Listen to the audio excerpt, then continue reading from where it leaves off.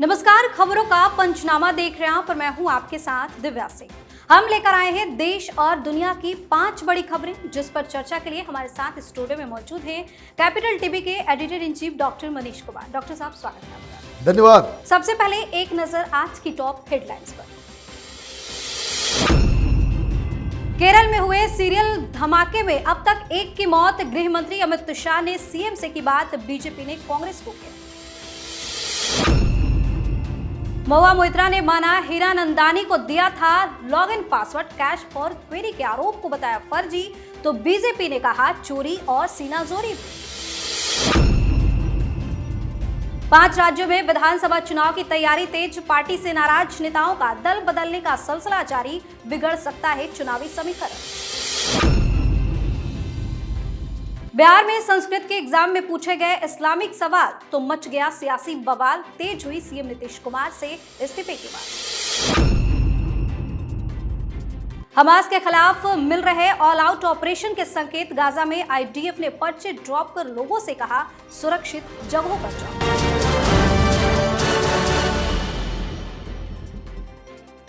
सबसे पहली खबर में बात केरल में धमाके की। केरल में कोची के एर्नाकुलम स्थित एक कन्वेंशन सेंटर में जोरदार धमाके से हड़कंप मच गया। इस हमले में एक शख्स की मौत की पुष्टि हुई है।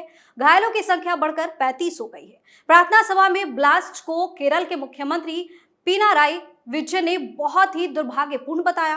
उन्होंने कहा कि हम घटना के संबंध में जानकारी एकत्र कर रहे हैं। वहीं केरल ब्लास्ट को लेकर बीजेपी ने जोरदार हमला बोला है। बीजेपी प्रवक्ता सुधांशु त्रिवेदी ने कहा है कि कांग्रेस पार्टी बहुत खतरनाक राजनीति कर रही है।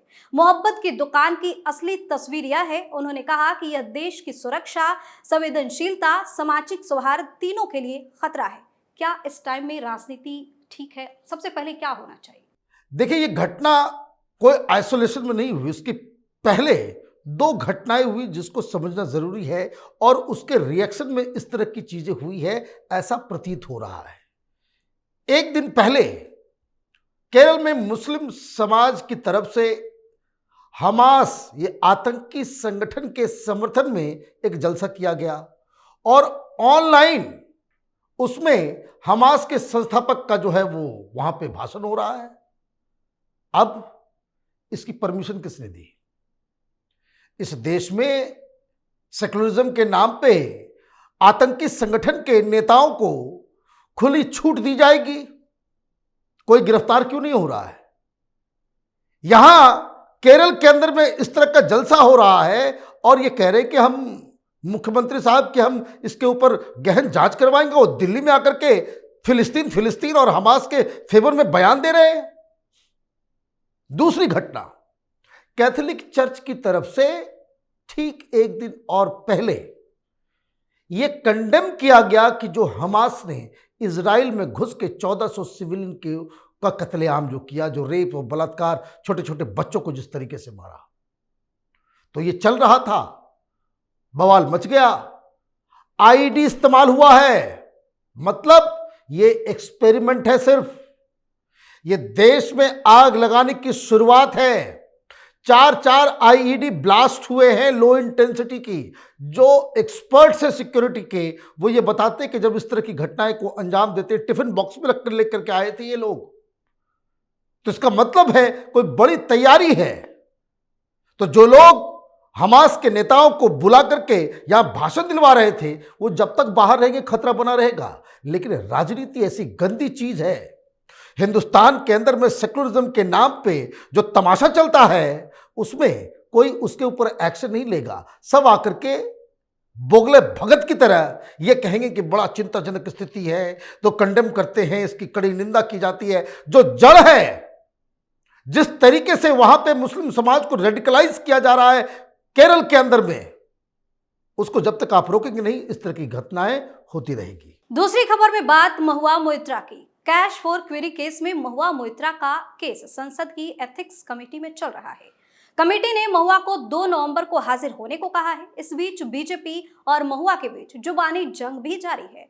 बीते 2 दिनों में महुआ ने 2 न्यूज चैनलों को इंटरव्यू दिया, जिसमें उन्होंने दर्शन हीरानंदानी से तोहफे और मदद लेना कबूल भी किया है। उन्होंने ये भी माना है कि दर्शन के पास उनका आईडी पासवर्ड था, लेकिन महुआ ने एक पोस्ट में लिखा कि बीजेपी के कैश फॉर क्वेरी के आरोप फर्जी हैं, उनके पास कोई सबूत नहीं है। वहीं टीएमसी सांसद के इस बयान पर बीजेपी के शहजाद पूनावाला ने तंज कसते हुए कहा है कि एक तो चोरी, ऊपर से सीना चोरी। महुआ सबको मूर्ख समझती है, उन्हें जांच पूरी होने तक रिजाइन दे देना चाहिए। क्या कर रही है महुआ मोहित्रा? बचने की कोशिश कर रही है, क्या लग रहा है बच पाएंगी? भाई बच के कहां जाएंगी आप कह रहे हो कि भाई मैंने कैश नहीं लिया, कहां है सबूत? सबूत आप मांग रहे हो, खुद बता भी रहे हो कि मैं जब जहां मुंबई जाती हूं तो वो गाड़ी भेज देता है। आप पैसे कैसे ले रहे हो? आपने कहा कि भाई हम हाल के दोस्त बने हैं, 2018 का होटल का बिल आ गया है बाहर, पैसा हीरानंदानी दे रहा है, रह आप रही है। भाई किसी पूंजीपति से पैसे लेने का क्या मतलब है? आपका रिश्तेदार है वो, और उसके एवज में आपने लॉगिन पासवर्ड दे दिया। ये तो कुछ प्रो आपके सामने आपने खुद बता दिया। आपके कहने ना कहने से कोई फर्क नहीं पड़ता। कागज, दस्तावेज, सबूत, वो जब बोलना शुरू करता है इस तरह के बहरूपियों की बोलती बंद हो जाती है। आप ये दलाल पत्रकारों के साथ बैठ के हिट जॉब करेंगी क्या? अडानी की तरफ से हमें भी ऑफर आया था चुप रहने के लिए, मैंने उसको मना कर दिया गया, तो ये काम करने के लिए कहा गया, और आपकी जुबान इतनी खराब होगी? आप किसी सांसद को कहेंगे कि वो झारखंडी कुत्ता है? ये किस तरह का संस्कार, किस तरह की पार्टी और किस तरह का राजनीतिक ट्रेनिंग आपको मिली है? दिक्कत क्या है? ये सब बड़बोले लोग हैं, हवा में इनका दिमाग चलता है। ऐसे सांसदों को तो पार्लियामेंट के परिसर में घुसने की इजाजत नहीं होनी चाहिए। इस तरह से सार्वजनिक जीवन में कोई बदतमीजी करे, उसका कोई स्थान लोकसभा और राज्यसभा के अंदर नहीं हो सकता। और यही वजह है कि इन्होंने मांग की थी कि 5 तारीख तक हमारे प्रोग्राम्स लगे हुए हैं, मैं नहीं आ पाऊंगी। लेकिन जिस तरह की बदतमीजी इन्होंने की है मीडिया के सामने, इंटरव्यू के दौरान जिस तरह की बातें इन्होंने कही है, कमेटी वाले भी नाराज हैं। उन्होंने क्या कहा? उन्होंने कहा कि आपको कोई रियायत नहीं दी जाएगी, कल तक का वक्त दिया गया है कि आप उसके ऊपर आप अपनी सहमति भेजिए। आपको फर्दर एक्सटेंशन इसलिए नहीं दिया जा सकता क्योंकि आपके द्वारा संसद की मर्यादा और सांसदों की इज्जत को उछाला जा रहा है मीडिया में। तो ये बहुत बुरी प्रॉब्लम में फंस चुकी है महुआ मोहित्रा। इस खबर में बात विधानसभा चुनाव की। देश के 5 राज्यों में विधानसभा चुनाव की घोषणा हो चुकी है। ये इस साल के आखिरी चुनाव है। ये चुनाव सेमीफाइनल तो नहीं कहे जाएंगे, लेकिन 2024 के आम चुनाव के हिसाब से सभी राजनीतिक दलों के लिए रिहर्सल जैसा जरूर है। वहीं चुनाव की तैयारियों के बीच अलग अलग राज्यों में खूब बयानबाजी भी देखने को मिल रही है। बड़ी मजबूती से जीत का दावा भी किया जा रहा है, लेकिन जिस तरह से राजनीतिक पार्टियों ने अपने कई विधायकों का टिकट काट दिया है, उसके बाद बवाल भी खूब हो रहा है। एक पार्टी को छोड़कर दूसरे पार्टी में जाने का सिलसिला भी तेज हो गया है और कई पार्टियों में टूट की स्थिति देखने को मिल रही है। क्या असर हो सकता है इसका? देखिए, हर पार्टी में टूट फूट चल रही है। जहां जहां जिसको लगता है कि हम जीत सकते हैं, वैसे उम्मीदवारों को अगर टिकट नहीं दिया जाता है तो बवाल काट रहे हैं। कांग्रेस पार्टी में ज्यादा है, भारतीय जनता पार्टी में कम है। कांग्रेस पार्टी में सार्वजनिक रूप से उसका प्रदर्शन किया जा रहा है, कोई नेताओं को घेर ले रहा है, राष्ट्रीय स्तर के लीडर जो है वो ऑफिस से पिछले दरवाजे से भाग रहे हैं, कूद फांद कर रहे हैं, बहुत सारी समस्याएं हो रही हैं। लेकिन यह हर चुनाव में होता है। वो पार्टी नुकसान को कम कर पाती है जिसके लीडर तेज तर्रार होते हैं। इस तरह के क्राइसिस को जिनके पास सॉल्व करने की कला होती है, वो चुनाव में इस तरह के इंटरनल विद्रोह को बेअसर कर देते हैं। लेकिन कांग्रेस पार्टी के साथ दिक्कत क्या है? अभी 2 दिन से गायब हो गए थे राहुल गांधी, अचानक से उतरे, भाषण देने पहुंचे, छत्तीसगढ़ में थे वो। अब वो उनको बुलाया जाता है असेंबली इलेक्शन में, आप प्रचार करो, और वो करने क्या लगते हैं, वो कहते हैं 2024 में केंद्र में दिल्ली में हमारी सरकार आएगी। तो प्रचार आपको असेंबली इलेक्शन के लिए बुलाया जाता है, आप 2024 की तैयारी। तो एक जो फर्क नजर आ रहा है कि भारतीय जनता पार्टी का जो प्रचार प्रसार है ग्राउंड के ऊपर, वो काफी ऑर्गेनाइज दिख रहा है। कांग्रेस पार्टी, उसके नेता क्या बोल रहे हैं, क्या कर रहे हैं, ये थोड़ा सा अनऑर्गेनाइज दिख रहा है। छोटी छोटी चीजों से चुनाव में बड़ा फर्क पड़ जाता है, क्योंकि ये मत भूलिए कि ये जो 3 राज्य हैं जहां बहुत ही कांटे की टक्कर है, राजस्थान, मध्य प्रदेश और छत्तीसगढ़, वहां पे जीत के मार्जिन बड़े कम होते थे पिछली बार से।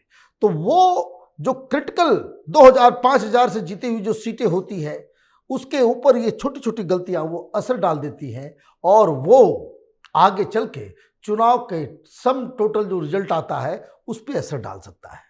और अब बात संस्कृत की परीक्षा की। बिहार के मुंगेर जिले में संस्कृत की परीक्षा चर्चा का विषय बना हुआ है, और इस पर शुरू हुआ बवाल थमने का अब नाम भी नहीं ले रहा। दरअसल राज्य के अपर मुख्य सचिव के पाठक के निर्देश पर बिहार शिक्षा विभाग हर महीने स्कूलों में परीक्षा का आयोजन करवा रहा है।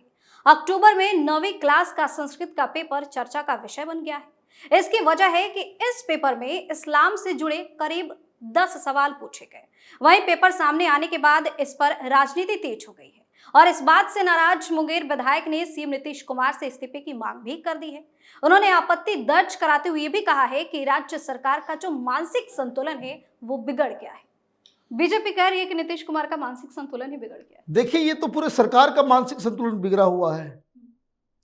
ये जो शिक्षा सचिव है के पाठक कितनी बार नीतीश कुमार को और इस सरकार को एम्बेरस करेंगे।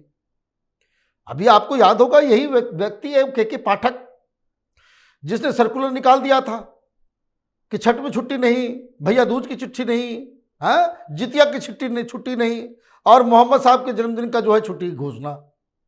आप देखिए दिमाग में कैसा कीड़ा घुसा हुआ है इन लोगों के। संस्कृत का एग्जाम हो रहा है, इस्लाम से सवाल पूछा जाएगा। मति मारी गई है इन लोगों की। ये वोट बैंक की राजनीति का इतना गंदा रूप, वेद पुराण, रामायण, महाभारत नजर नहीं आता इन लोगों को। ये वोट बैंक के लिए, मुसलमानों के वोट के लिए ये लोग क्या नाले में घुस जाएंगे। ये बहुत ही आपत्तिजनक बात हुई है बिहार के अंदर में। भैया बता दें कि भाई अगर इतने ही बड़े सेकुलर हैं ये के पाठक, नीतीश कुमार, लालू यादव और ये शिक्षा विभाग, मदरसे में क्या वेदों के ऊपर सवाल पूछते हो? मदरसे में क्या तुम रामायण की पढ़ाई पढ़ाते हो? इन लोगों ने सत्ता के लिए अपनी आत्मा को बेच के जो है खत्म कर दिया है, नष्ट कर दिया है। इतना ज्यादा लोग दिमागी तौर पे सड़ गल जाएंगे, ये कभी हमने सोचा नहीं था। आखिरी खबर में बात इजराइल और हमास के बीच जारी जंग की। हमास ने 7 अक्टूबर को दक्षिणी इजराइल में घातक हमला किया था। तब से दोनों पक्षों के बीच भयंकर स्थिति बनी हुई है। दोनों पक्षों से मिलाकर अब तक 9,000 से ज्यादा लोगों की जानें भी जा चुकी हैं। इजरायली सेना पहले ही कह चुकी है कि वह हमास को नेस्तनाबूद करने के लिए जमीनी अभियान चलाएगी। अब आईडीएफ ने कहा है कि वह जंग के अगले चरण में आगे बढ़ रही है। तो इजरायली प्रधानमंत्री ने भी कह दिया है कि गाजा में चल रहा जमीनी अभियान बहुत स्पष्ट उद्देश्यों के साथ हमास के साथ युद्ध का दूसरा चरण है। वहीं गाजा में आसमान से साथ साथ जमीनी हमले भी तेज कर दिए गए। उत्तरी गाजा में लोगों से जगह खाली करके सुरक्षित ठिकानों पर जाने के लिए कहा जा रहा है। मीडिया रिपोर्ट्स में संभावना जताई गई है कि इजराइल के एक्शन को देखते हुए गाजा में हमास के खिलाफ ऑल आउट ऑपरेशन के संकेत मिल रहे हैं। इस ऑल आउट ऑपरेशन का क्या मतलब है, क्या हो सकता है? देखिए, कल एक अपील की गई गाजा के लोगों से कि आप गाजा छोड़ के कहीं और चले जाएं, क्योंकि ग्राउंड ऑपरेशन स्टार्ट हो गया है। इजराइल की सेना ऑलरेडी गाजा के अंदर घुस चुकी है। अब ये ऑल आउट हमास को पकड़ने के लिए किया जा रहा है। भाई हमास को कैसे पकड़ोगे आप? तो पता लगाना पड़ेगा कि भाई हमास वाले छिपे कहां हैं। वो मर नहीं रहे, वो छिप रहे हैं। कहां छिप रहे हैं? तो जो गजा की जो जमीन है, जमीन के नीचे 350 किलोमीटर का सुरंगों का नेटवर्क है। और ये लोगों ने अपना ठिकाना बना रखा है स्कूल के नीचे, हॉस्पिटल के नीचे। तो इनको तो सुरंग में घुस करके उनको निकालना पड़ेगा।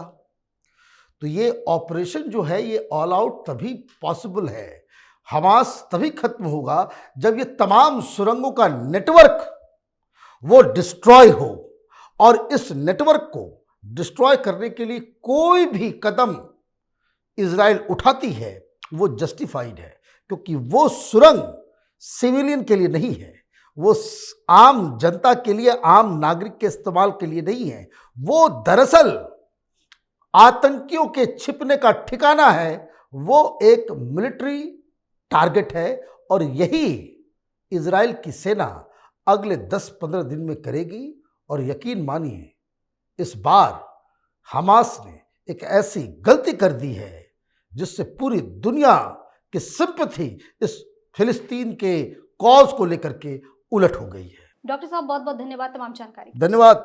खबरों का पंचनामा में आज के लिए फिलहाल इतना ही। देश और विदेश की बाकी खबरों और उनके सटीक एनालिसिस के लिए देखते रहिए कैपिटल टीवी। हमें लाइक कीजिए, शेयर कीजिए और हाँ, कैपिटल टीवी को सब्सक्राइब करना बिल्कुल ना भूलें।